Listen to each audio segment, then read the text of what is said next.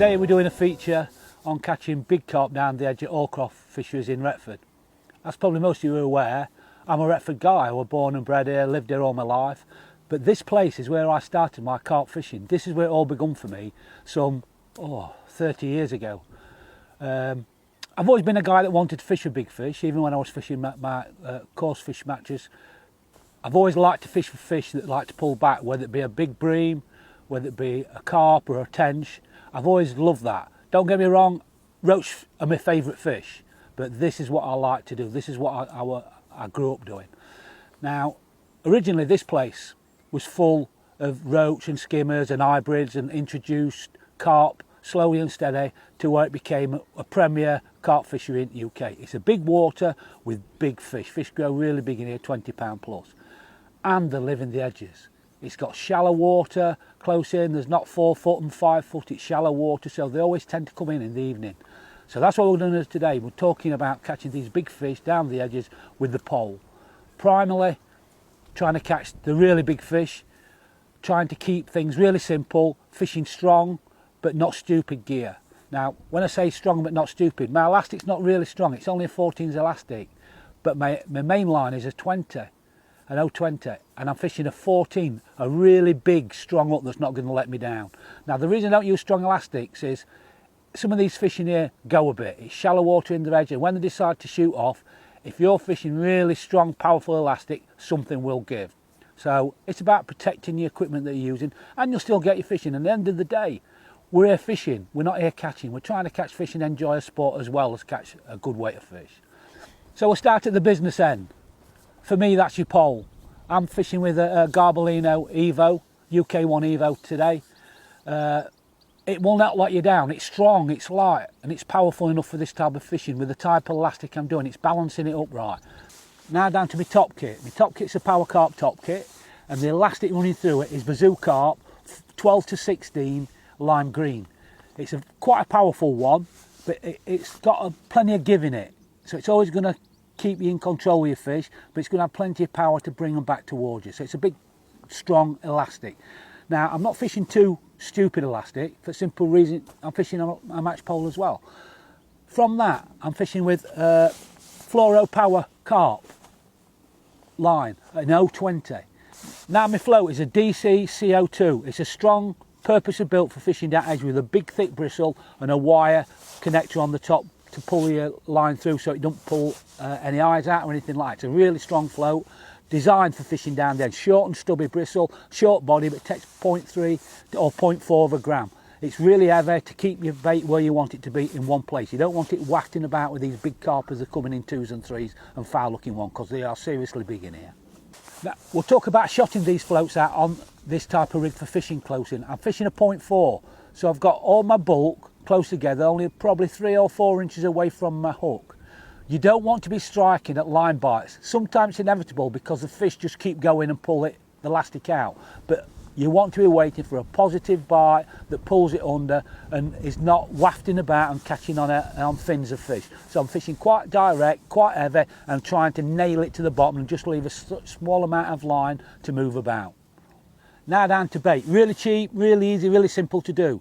2 tins of meat, 2 tins of corn, as simple as that. Cut with a big meat cutter if you've got one, a 10mm meat cutter so it's big and not going to be blown about. My fishery pellets, quite simple, micro, soaked, really easy and simple. Just a bag of micro pellets soaked up, mix them all together and put them in.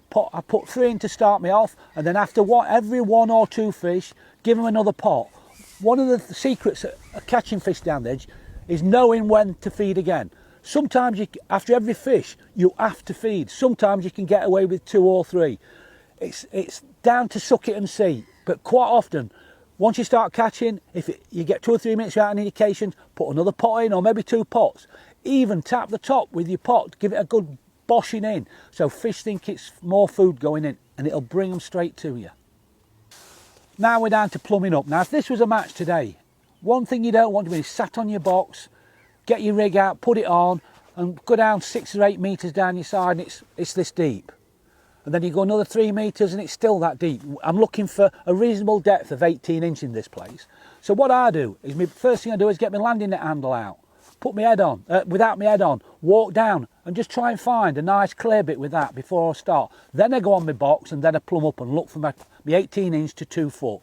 So I'm not getting fouled up in places where there's bits of wood, there's branches, there's underwater obstructions that you can't see. So I'm just going down having a feel. Then I plumb up and have a good plumb about with a big plummet to see if there's any drop-offs. Because last thing you want to be doing is feeding it on a shallow peg that's 18 inches deep, and 3 or 4 inches away it drops off really quickly. You don't want that. You want a nice, even, flat space to catch your fish on. For this type of fishing, especially in here where you can catch 8 fish for 120, 130 pounds, you need a big net. You don't want, in a match competition, what you don't want to be doing is trying to shuffle fish into your net. You want to be able to get them in straight away, quickly and easy. So amount of times I see people with a small net trying to shuffle a 10 pounder in. Yes, they nearly always get them out. But there's lots of times when they're teetering on the edge and swim off again and have another go. So now you've got another 10-minute battle to get it back where you want it. Have a big net to get them in quickly. Yes, they take a bit more getting out and unhooking in your net because there's more room for them to move about. But trap them between your legs. Use your knees, trap them between your legs till you get the hook out nice and safe and secure. Don't let them bang on bottom and then tip them in your net. Really simple, really easy, but you'll get them in a lot quicker with a big net.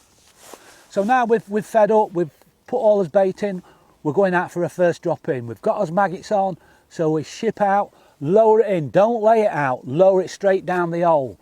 Then you're not going to lay it across one of them backs of one of them big fish that's there straight away, him spook off and he's going to hook you. Just lay it straight in. Now, there's another thing that we do quite often. Some people know, some people do it and don't know what they're doing. We call it the belingy bounce. It started many years ago down at Whiteacres, where you lower it in, you lift it up and just lower it slowly down. People do it out, but very few people do it when they're fishing down the edge.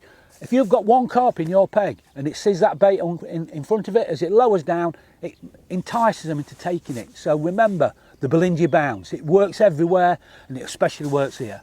So now we've hooked this fish. We're going to play it. Now, last thing you want to be doing is trying to pull its head off. You've got to give it some respect because these fish sometimes in here fool you into thinking they're small fish. So just give it a second or two, see which direction it's going and give it an angle. What I mean by an angle, you don't want your pole facing straight at your elastic straight out. You want to give it an angle so you can keep an idea where it's going, but keep your pole moving. Don't keep it steady. You need to walk it. You're walking a big dog. So you just pull him around nice and gently, follow your elastic round and slowly bring it back. When you come to break off to land, grab your puller and straight away ease some elastic out and wait and feel. You can actually feel. If it's pulling, stop doing. Let him come back to you. As he starts to come back, ease some more elastic out, but keep your pole tip low down wherever possible. And at the very last minute, as he's in the side, wait for him. Just wait for him to give up a little bit and then lift him and hopefully you'll have him first time. Not always, but quite often you can get him first time like that because you don't know which way to go, what's happening to him. You've caught him off guard. So just remember, don't pull too quick, don't pull too hard, but keep a nice steady even pull on him. Keep him moving and keep him coming towards you. There we are, folks. That's edge fishing for you. Really simple, really easy, really cheap, but very rewarding. Now, for any of this tackle that anybody's interested in trying or having a play with, or even buying or purchasing, go down to your local Gabellino stockies, the UK Y.